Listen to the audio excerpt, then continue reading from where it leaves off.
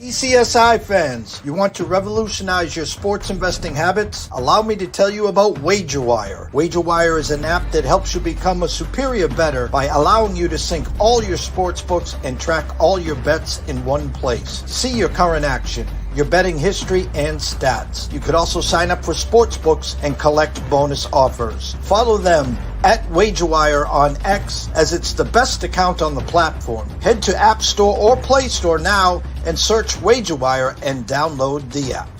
2,000 years long, we will never settle. Hard days, no way, with a heavy metal. No time, no veil, won't stop here. Like a torch to a flame when it burns hot. We won't stop, come on, baby, higher.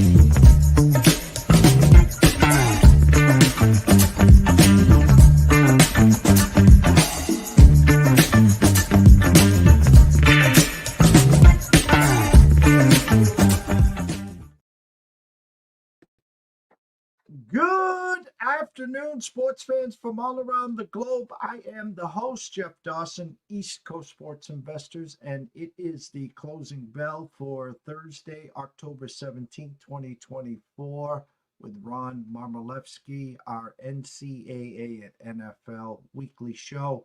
Blessed and honored to have Ron here for year number 3 as we break down what happened last week. Some real big games in college that could set the landscape moving forward. And as he said backstage, some very intriguing NFL games as well. Shout out to our proud sponsor and partnerships. It's WagerWire. Head on over to Google Play or wherever you download the apps. It's free. Viva Tequila, Seltzer, CT Bets, that team, family second to none. The East Coast is cuckoo for coconut. If you haven't tried their new flavor, please do. And Atlanta Steak and Seafood. Jump on over to Facebook with Terry Smith. Introduce yourself. Tell them East Coast Sports sent you over there. And then while you're there, head on over to Atlanta Steak and Seafood website. At the checkout window, use Seafood 20. Any box of lobster tails, salmon, sea bass, whatever he has, $20 off at checkout per box. Without further ado, let's bring him in, Mr. Ron Marmolevsky. Happy Thursday, Jeff. It's good to be talking football with you again. Looking forward to this slate of games, especially in the NFL. We're starting to see some teams separate, so it's going to be interesting as we are deep into the meat of the season, I would say, what I call quartile number 2. We will get to the NFL very, very shortly. You know, I had Paul Stone on this morning, and I wanted to start the show where I did with him. I was working in the office yesterday, and for a 2-hour stint, I always talk about the circa. I talk about Jeffrey Benson, Mr. Stevens, second to none. As sharp as they come running that sports book. Texas, well-deserved number 1 team in the country. They handled Oklahoma real easy last week. Now hosts Georgia. A line that opened 3.5. There was a 2-hour window at the circa run where Jeffrey Benson moved the line to 4, 4.5, 5, and it tipped to 5.5. And as I stated, I would take Georgia plus 5.5 against the Patriots. Never mind Texas. And no disrespect. Is that number getting a little out of whack there, Ron? Yeah, so I think I come a little bit from a contrarian point of view on this one.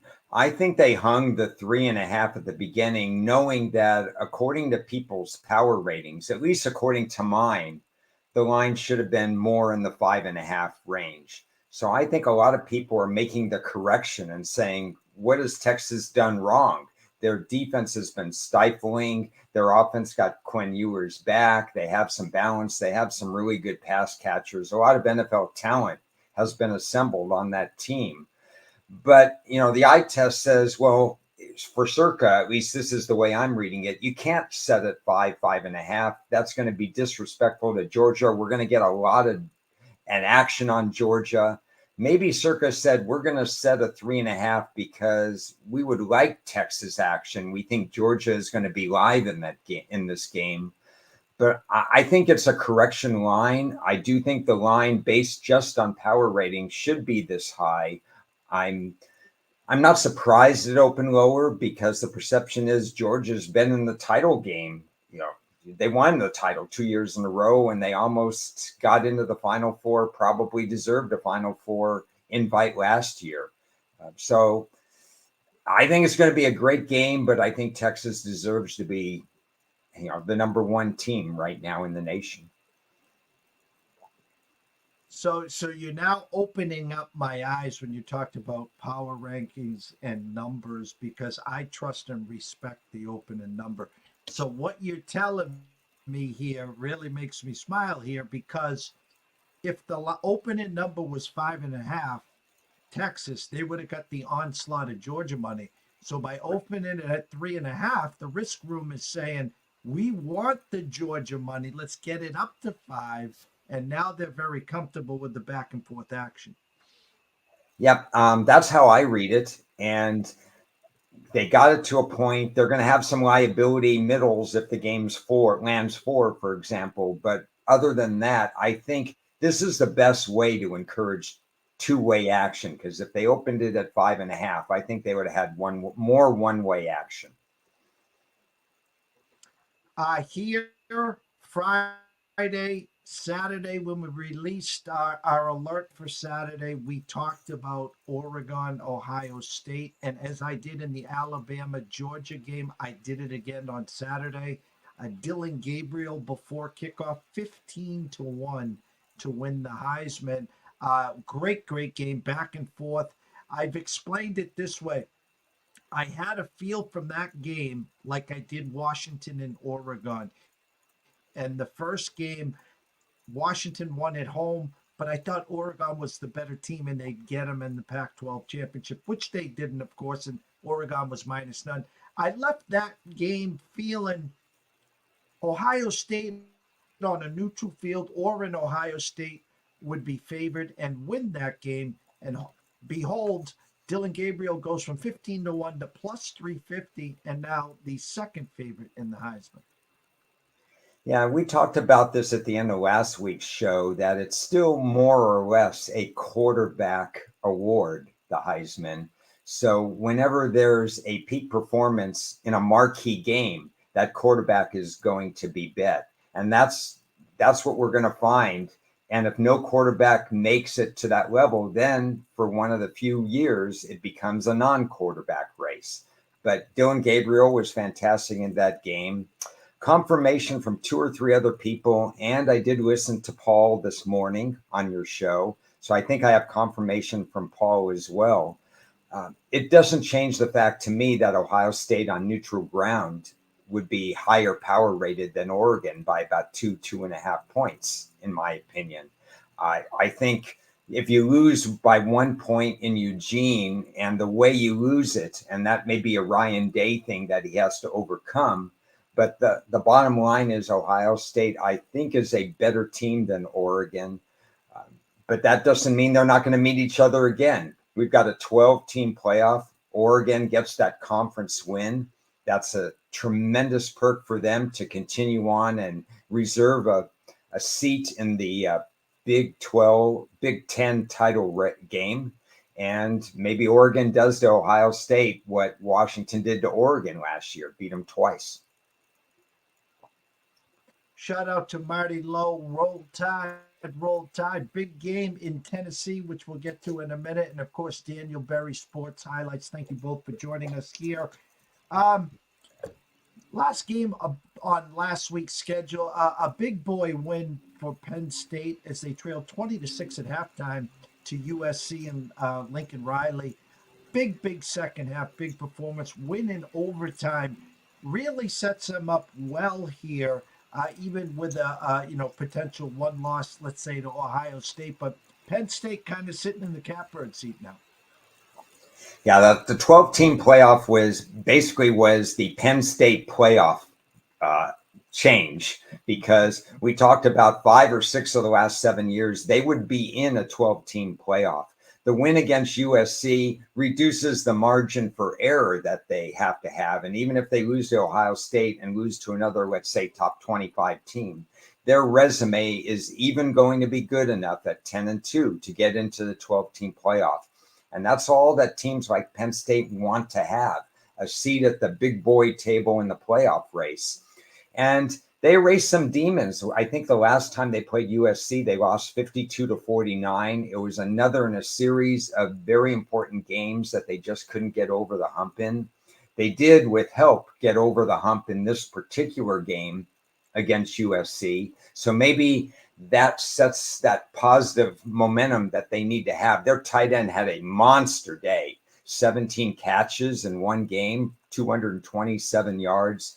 Penn State's a very formidable opponent the rest of the way. They still have to get over that Ohio State hump, but they're always in games, and they are indeed a legitimate top 10 team. Before we get into the big three games, I think this weekend, I want to talk to you about a game kicking off tonight. Excuse me. A team you were not real high on, but you respected pre-flop that was now on our DMP list. The Virginia Tech Hokies hosting Boston College, coming off a bye week. And the fact is that they host Louisville next Friday night at BC. I'm seeing this line getting pretty well steamed all day. A number that opened at 7, now 8.5 at the circa, a team total of 28.5 just under. I said tongue in cheek in our alert today, I'm staying far away, but my eyes don't lie here. I mean, Vegas is begging for BC money. They're not getting it. I think Tech in a romp here, and I think that they get to 30 or better tonight, Ron. Yeah, not a game on my radar screen, but this is another odds maker game in my estimation. Boston College, good quick start this year. They beat Michigan State, I think by less than the spread at that particular point. Didn't they win something like 23-19? Yes. They were about a 7-point favorite in that. So they kind of have that close game mentality edge. And we've seen Virginia Tech get off to a slow start, then all but win against Miami. And then you had the controversial play at the end of that particular game. Then they come back and they beat Stanford without their quarterback. So it's set up as a tug of war, Mike. But again, the odds makers set this at around 7, like you said. My power ratings, again, would have put this at 10. There was that much of a gap, but there was no way they were going to set it at 10. There's no way I would set it at 10, even with my power ratings, because of the style of play that Boston College, uses, that it's going to be that kind of a close game. So they set it at a number where they can get some balanced action at the first. And then naturally it does tick up, because you can't support making it go under 7, not based at least on my power ratings. And I've used power rating systems for decades. The one big thing that Virginia Tech does have an edge on is in the kicking game. And that's significant to me. It's certainly enough to keep me off the game, even with the line now reverting back to close to where it should be.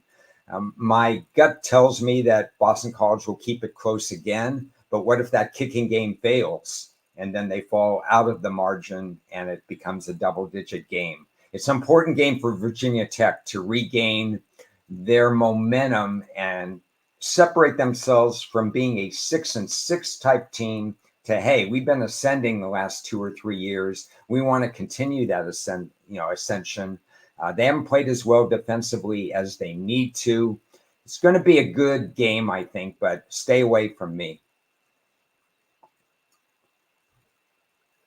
I know this. If we were having this show here in July or August, there is no way in whole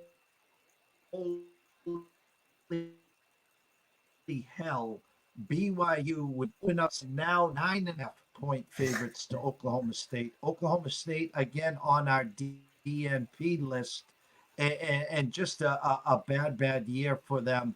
And BYU's been one of those teams that has come out of the gates flying, playing great ball. And I respect the number here, but I mean there's no way in June, July, or August, Ron, it would be a 9 point differential between these two.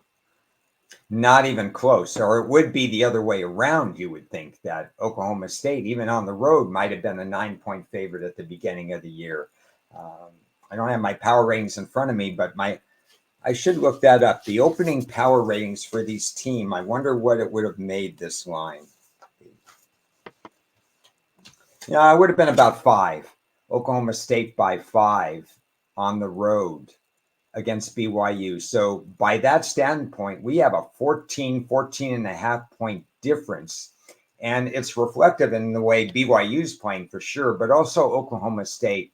And one of my worries with the 12-team playoff race is that when a team like Oklahoma State, who's used to winning and used to competing for Big 12 championships, falls out of the Big 12 playoff picture where they can't win the conference because they have too many conference losses and they can't get into the 12-team playoff. Jeff, what does a team like Oklahoma State have left to play for? And that's what concerns me. Now they're off the bye, and so maybe they could regroup and they've had some internal discussion. They can get Ollie Gordon going. According to my numbers, I should be playing Oklahoma State in this game. And if the line ticks to 10, I'm pretty sure I will put something on Oklahoma State. But I do have a concern that they could have quit on, and they certainly will quit if they lose to BYU, whether it's by 2 points or 22 points, another loss. A team like this doesn't want to settle for the Poland Weed Eater Independence Bowl. They have higher hopes each and every year. And this year is not going their way, and I think they could lose some steam and motivation. Well, I hope you give me some good news, a sneaky big game with big implications, not for first, but for second and potential sneak in the back door for the 12-team playoff here. Undefeated Indiana hosts my Cornhuskers. Cornhuskers 1 loss, Indiana undefeated. A number at 6.5, Ron, where again, I was born at night, not last night. I swear they're begging for Cornhusker money, and I'd say by Saturday they'll be one of the public trendy dogs before kickoff. I would think so, because people are going to question who Indiana has beat. But they cannot question how Indiana has beat those teams, because Indiana just well coached. They've just done everything right.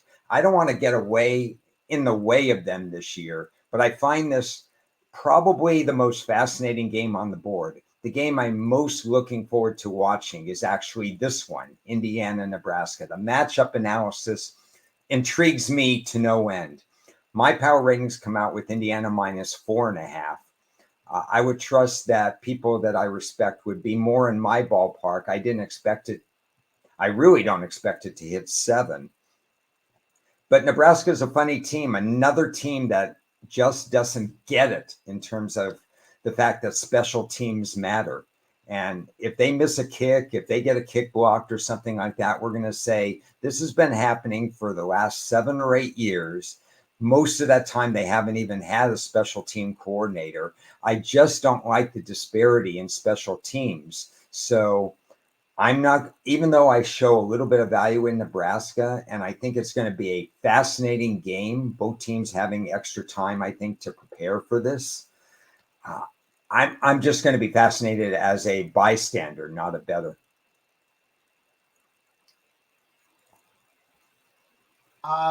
I'll go to the last game, and then I want your thoughts on 2 teams here.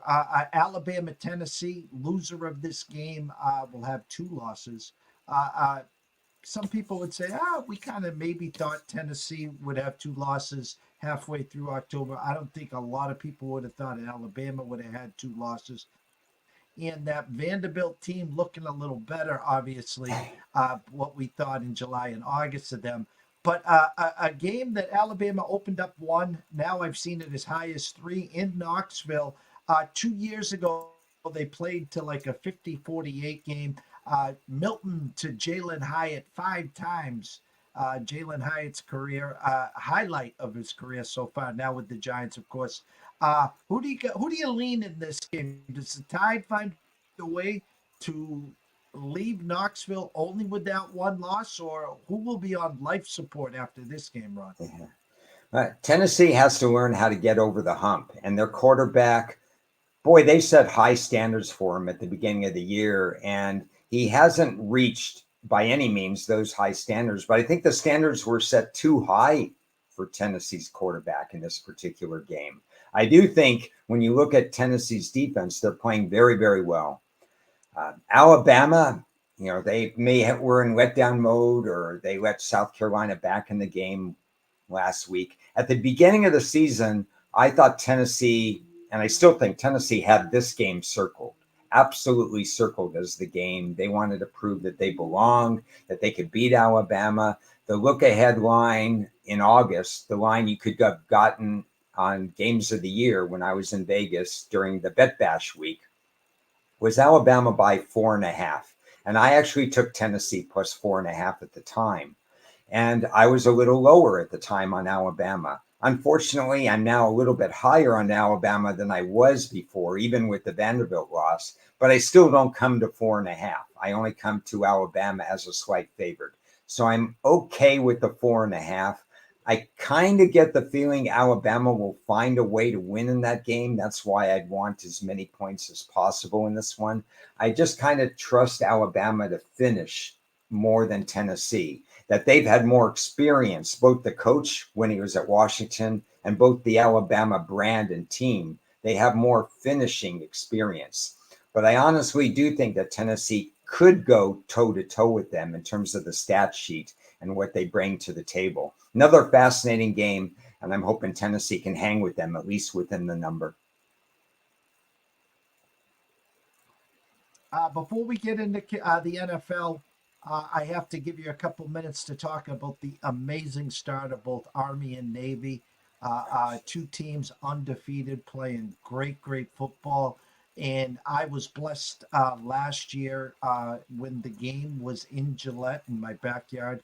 Myself and Anthony Pepe were at Radio Row on Friday for the 3 hours for the Army Navy press conference, and we did a radio show live there in Boston.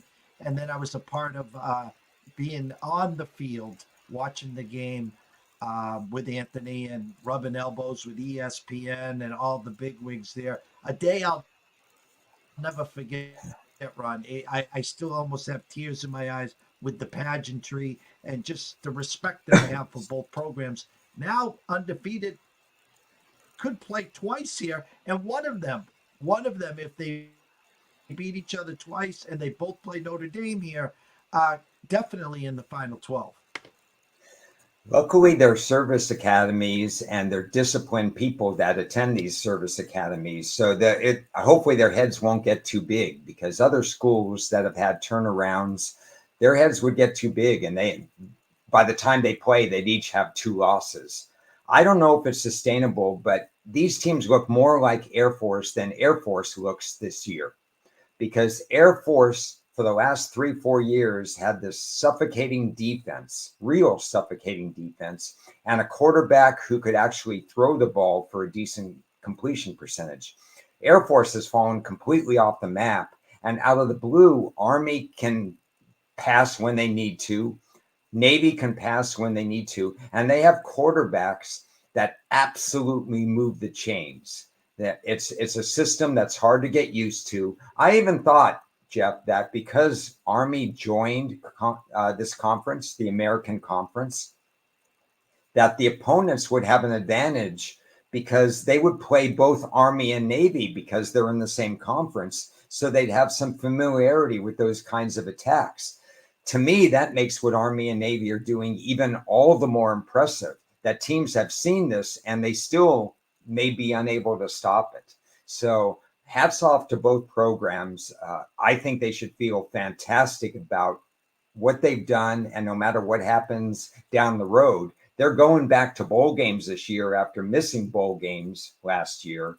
And I wish them all the best. It's a great testament to discipline and you could say recruiting a little bit, but just getting the right chemistry and the right player profile really has made a difference for both teams. Transition to the NFL. Three big stories. The Lions lose Aiden Hutchinson for the year. Brutal, gruesome injury there. Had flashbacks of Joe Theismann. I know you remember that Monday night game. Jets get Davante Adams off of another loss where this is 3 straight losses the Jets had with Rodgers with the ball with the chance to tie or win the game. 0 for 3 there. And then the Bills swoop in and get Amari Cooper. I think they beat Kansas City to the punch because we've talked about it. That was the guy on their radar there. So 3 big stories. Thoughts on all 3? Okay, so with the 2 wide receivers, I think Rodgers will get rejuvenated with Davante Adams. I think it'll help the Rodgers-Wilson dynamic. He also trusts Allen Lazard. So suddenly the room is deeper. Rodgers has more confidence. Rodgers more invested. If they didn't sign Davante Adams, this could have gone really, really south. The Cooper signing, fantastic for Buffalo because he enters the room immediately, excuse me, as the number 1 receiver for Buffalo. They had 3 out of their top 4 receivers leave the team via free agency and so on last year. And although Josh Allen has yet to throw an interception, there was still some concern as far as getting that pass game on a consistent basis. You wouldn't say that has been consistent. And Cooper really helps that particular team. And the Hutchinson thing, that's going to be something I need to quantify what that means. It's not just losing him. It's the fact that he made other players around him better. And if he's not in the lineup, the other players are probably going to revert back and not quite be as good. I expect their pass rush to be down a notch in the upcoming weeks. I don't know how they compensate, which means their cornerbacks, they're very, very young cornerbacks who will probably be very good, but they're rookies this year and they're not really, really that great this year. They're relying on their safeties to help them. Brian Branch, for example, an excellent safety. Their cornerbacks are going to have to cover probably a full second longer than usual. And when you have a savvy quarterback like a Kirk Cousins that you're going to play, or whatever quarterback that they're going to play within their division, there's going to be some Jordan Love, for example. If they get an extra second, that might mean a deep completion that would not have been a deep completion if Hutchinson or one of the other guys that used to get single coverage could have got home as a pass rusher. So the Hutchinson dynamic is something that I have to chart.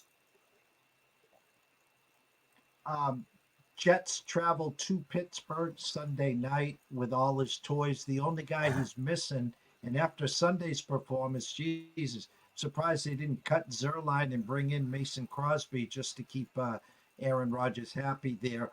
But Mike Tomlin hinting Russell Wilson, the starting quarterback. Are you for or against that move with the Steelers and going to Russell Wilson at this point? In general, I'm against it because I think Russell Wilson's best days are behind him. It's not that I think Justin Fields is a top 10 quarterback, but he's done some things to limit mistakes within Pittsburgh's scheme. And even though he's taken sacks, there's something about Russell Wilson. And if I close my eyes, I'm looking at a guy who just holds onto the ball too long. And I know Fields was famous for that too. If Fields has a little bit of more elusiveness at this age compared to Russell Wilson, that he could get out of the pocket. I don't know that you want to mess around with a 4-2 team, even though Pittsburgh hasn't played fantastic offensive ball. But I'm not in the locker room. And the players, the coaches, they've all seen, even Justin Fields himself has said all the right things. And this is why you pay your coaches big money.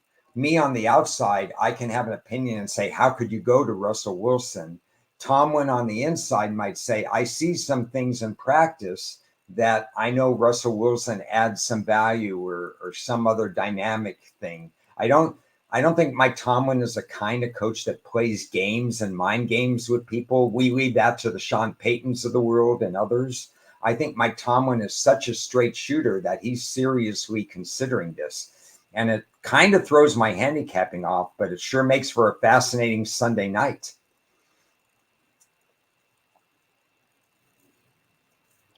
I will get into this week's card here. If you're not following Ron, head on over to X at ronacesports. Go follow him there. One of the best follows on the planet. And actually, if you send him a question, he actually will reply to your question, believe it or not. He's one of the good guys in our lanes here. Tonight, the return of Sean Payton back to the Dome. And I thought social media would really buy into that. They really haven't. Rattler, quarterback, and Rashid out for the year. Now, Olave out for concussion. The laundry list on the Saints side is endless. I think Peyton and Bo Nix win the turnover battle. Let the defense take care of business, and I think they'll find a way to eke out a win on the road.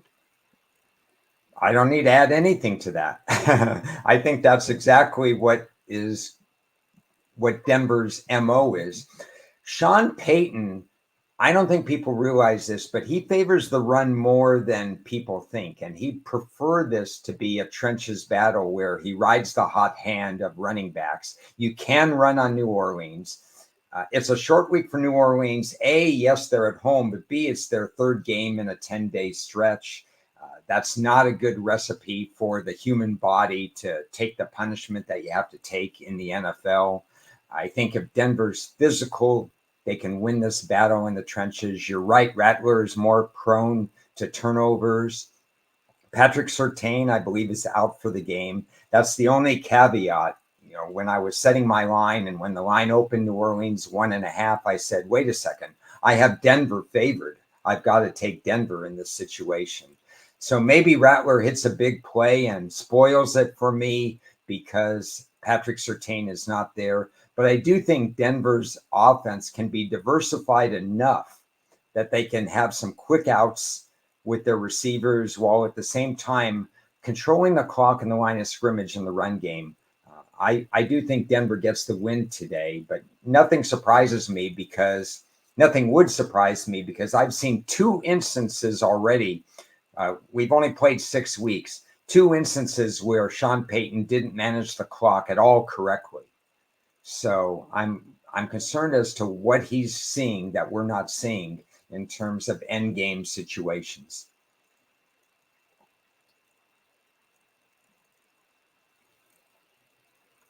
Go over to London, another 9:30 start, another number that's a head scratcher. Jacksonville lays an egg last weekend in London and stays put. They did this last year as well. In come the Patriots. I mean, this is a get-well spot for the Jaguars, and the Patriots are thinking it's a get-well spot for them as well. Insert Drake May will be starting. Obviously, Jacksonville loses, and you can go cash your ticket for Mr. Peterson to be fired on Monday there. Number a little high. It's dipped to 5.5, some 5 in some spots. Why is the Jaguars favored by 5 or 5.5? My power ratings make it 5.5. And it's not so much a reflection of that I'm high on Jacksonville. It's just, I just don't see the talent level at New England right now. They're a little beat up still on the offensive line. They don't really have a go-to receiver. They're operating hoping that Hunter Henry is the go-to guy, which is nice for Drake May. You and I've spoken to you about how tight ends are so important for rookie quarterbacks. I think this is a good spot for Drake May facing a Jag defense that doesn't seem to have a rhyme or reason as to how they defend the pass or how they defend the run. I think another loss, like, you know, the way they played last week against Chicago and a rookie quarterback, and now they're facing another rookie quarterback. I just don't like the body language in terms of where Jacksonville is. But it's a stay away game for me. Either way, I just don't think New England Jacksonville has the better roster, but would I lay points with Jacksonville at this present time? I don't think so. Jacksonville hasn't earned my trust at 5.5. Super Bowl revenge game. In come the 5-0 Chiefs, who easily could be 3-2. We know that. Coming off a bye, Indy's record off a bye with extra time to figure this out is like Bill Belichick. I mean, it used to be a set it and forget it. Now they travel to the 49ers, and the 49ers, 1.5-point favorites. What do you think of the rested Chiefs, undefeated, versus the 49ers in the revenge spot? Yeah, so the Chiefs are rested, and everybody knows Andy Reid does well off rest. But we're forgetting the 49ers are rested as well. 10 days versus 14 days. So there's not going to be, typically when teams have the bye week, they give the players a chance to chill and go elsewhere, and then they get them back at the end of the week and so on. So in terms of rest differential, it's really closer than people think. There's no advantage for KC, 14 days versus 10 days.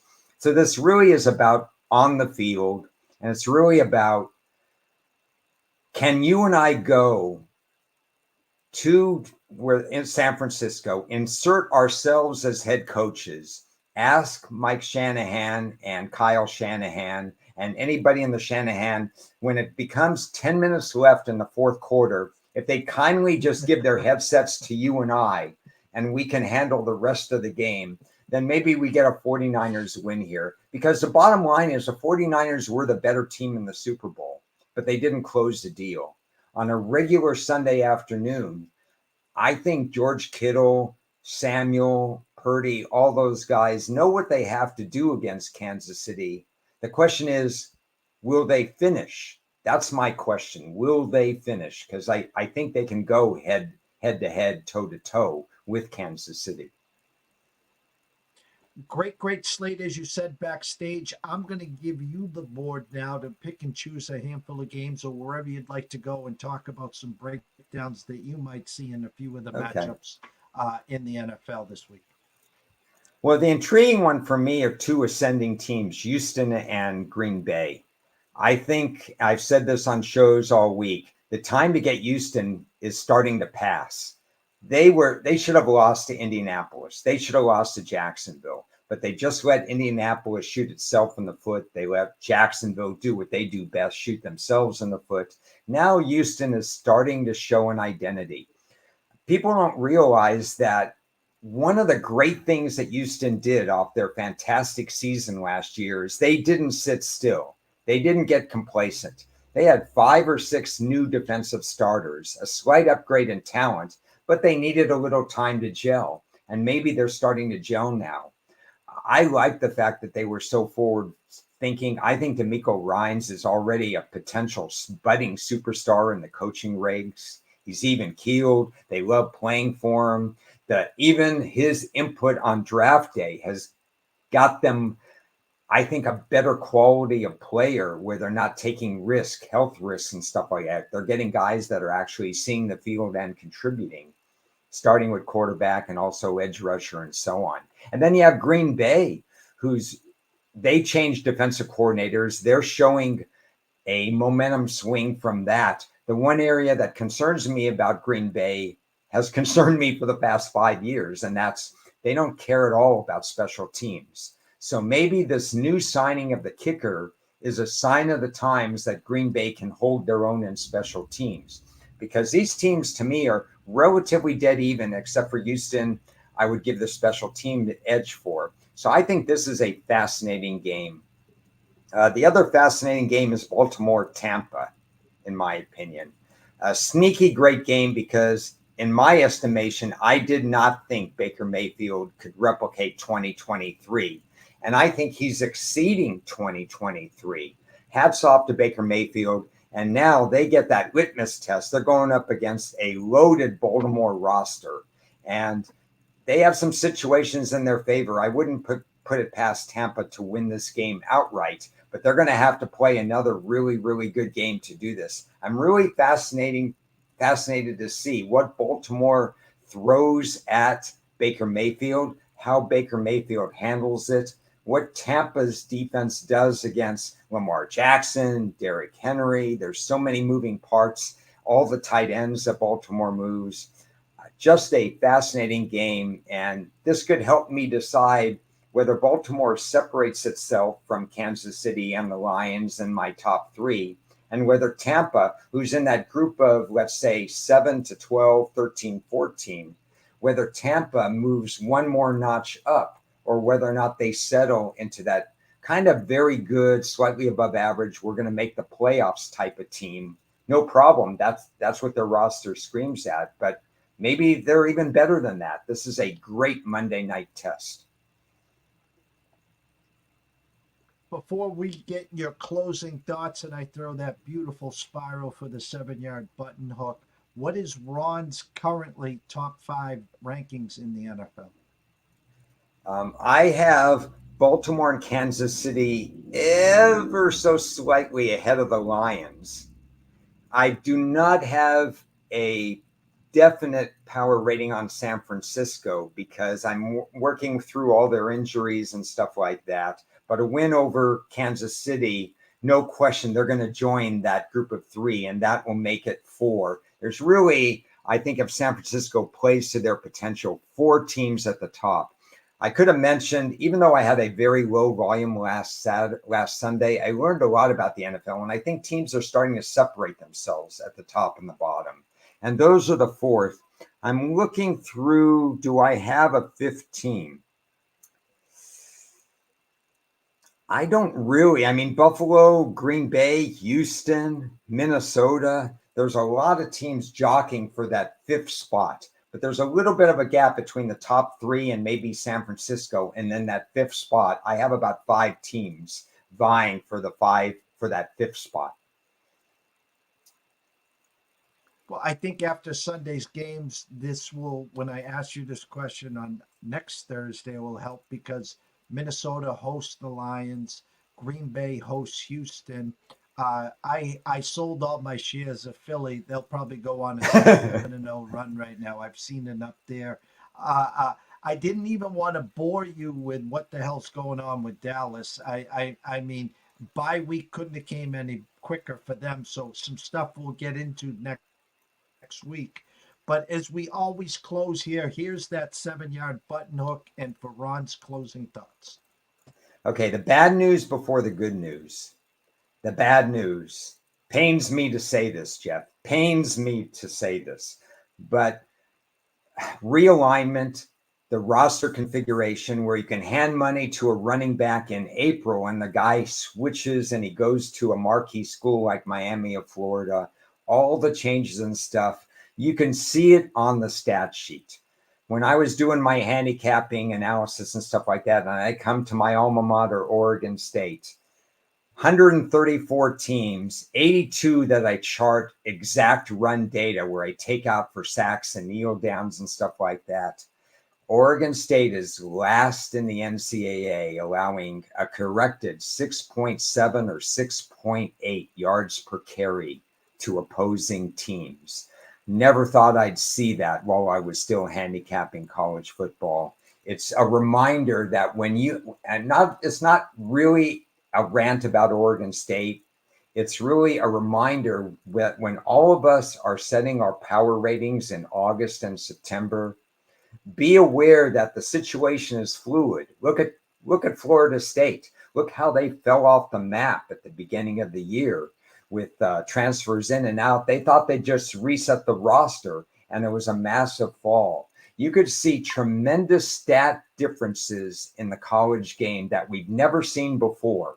And it's something that people should remember when they're looking at games, setting numbers in August, and reacting to results in September.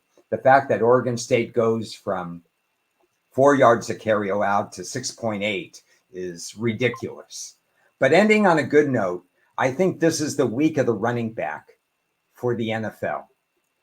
Aaron Jones must help Sam Darnold in order for Minnesota to be effective. We know that Darnold needs that security blanket. If he's successful, Minnesota will be successful. Josh Jacobs in Green Bay. If he's successful, it frees up Jordan Love. And Josh Jacobs is a high volume running back. We know through his days in Vegas and in Green Bay, he could carry the ball 20 times a game. That helps Jordan Love set up the deep throw. You need run pass balance right now against Houston. I hope I say this right. Devin Achan of Miami, 2 weeks to get himself right. He averaged something like 7.6 yards per carry through a lot of 2023. He's averaging less than half that this year, which is mind-boggling to me. Didn't think he would go 7.6, but he's been really behind the eight ball. Now he's facing an Indy team that really doesn't defend the run or the pass that well. If he's successful, Miami is successful, gets on a mini run, maybe Tua comes back. And finally, how about Saquon Barkley? He's been mildly successful for Philadelphia, but Philadelphia tends to play to their level of competition or do some weird things or so on. Now he's going back to the team that he played for at the beginning of his career. He wants to have a big game. Philly wants him to have a big game. If he doesn't have a big game, what's next for Philly? It validates maybe the New York Giants going after Singletary and not re-signing Barkley. It's a fascinating game as to what that running back needs to both teams. Week of the running back, Jeff. That's what I'm calling it in the NFL. Well, as always, amazing work on both college and NFL. Again, go follow Ron on Twitter at ronacesports. But as I'd like to do here, Ron, tell everyone where they can find your written work and all your other podcasts throughout the week. Okay. Had no articles come out on Wager Talk this week, but might plan one or two this coming week, maybe even previewing some games in the written work. So you can follow me on X and you could see if those articles do appear. And then back on Tuesday to brainstorm with Las Vegas Chris and to highlight some of the games on Thursday with my good friend, longtime friend Ted Sobel, and with Chris as well. We'll have some audio. We'll have some coach talk. We always encourage viewer questions. So keeping that routine going, just brainstorming out loud with you, with Chris, with Ted, and enjoying football, because before you know it, we're already halfway through the college season. So time flies. Blinken, we're going to be doing the recap again and getting ready for the draft day. How's that sound? Amazing. It sounds like I'd like to push it back a little bit. That's what it sounds like. Shout out to Marty Lowe, Daniel Berry Sports Highlights, and of course, the one and only Mr. Russell Saylor. I want to thank everyone for watching and joining us here. Again, standing room only crowd. If you haven't already, jump on over to YouTube, East Coast Sports Investors. Subscribe. It's free. Come back over here to Twitter at EC Sports Invest, at Ron A Sports. Turn on your notifications. Never miss a show as well. Tomorrow morning, 11 a.m., the NCAA Insiders with Matt Grissom will be back to talk some college football. Then his 2024 debut, Adam Trigger at Wager Talk, will be here to start some college basketball talk. November 1st, just 2 weeks away, guys. So, and around 4:30, 5 o'clock. Actually, let me backtrack. 3:30 p.m., I will be a guest with Andrew McGinnis at Wager Talk at McGinnis Picks. And then at 4:30, we'll end the week with the closing bell with Riley Magnuson. For myself, Jeff Dawson at EC Sports Invest, the one and only Ron Marmolevsky at Ron A Sports. We wish everyone a blessed day. Enjoy the Major League playoff game. Currently, Yankees 1, Guardians nothing. Dodgers and Mets later on tonight. Of course, the NFL game. Denver will be at the Saints, and BC, Virginia Tech, and college. Plenty of action, guys. Stay in your lanes, though. We'll see you tomorrow.